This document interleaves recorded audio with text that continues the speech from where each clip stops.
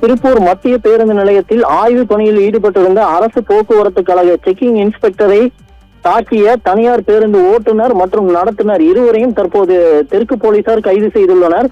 திருப்பூர் பழைய பேருந்து நிலையத்திலிருந்து தினமும் நூற்றுக்கணக்கான அரசு மற்றும் தனியார் பேருந்துகள் இயக்கப்பட்டு வருகின்றனர். இந்நிலையில் அரசு போக்குவரத்து கழகத்தின் செக்கிங் இன்ஸ்பெக்டராக முத்தையன் என்பவர் பேருந்துகளின் நேரம் குறித்து சோதனையில் இன்று காலை ஈடுபட்டிருந்தார். அப்போது தனியார் பேருந்து நிர்ணயிக்கப்பட்ட நேரத்தை விட அதிக நேரம் பேருந்து நிலையத்தில் நிறுத்தப்பட்டு மற்ற பேருந்துகளுக்கு இடையூறாக இருந்ததாக கூறப்படுகிறது. இது குறித்து செக்கிங் இன்ஸ்பெக்டர் தனியார் பேருந்து ஓட்டுநர் குமார் மற்றும் நடத்துனர் குணசேகரனிடம் உடனடியாக பேருந்தை எடுக்கும்படி கூறியதால் ஒருவருக்கொருவர் வாக்குவாதம் ஏற்பட்ட நிலையில் ஆத்திரமடைந்த ஓட்டுநர் குமார் மற்றும் நடத்துனர் குணசேகரன் இருவரும் சேர்ந்து செக்கிங் இன்ஸ்பெக்டர் முத்தையனை தரமாரியாக தாக்கினர்.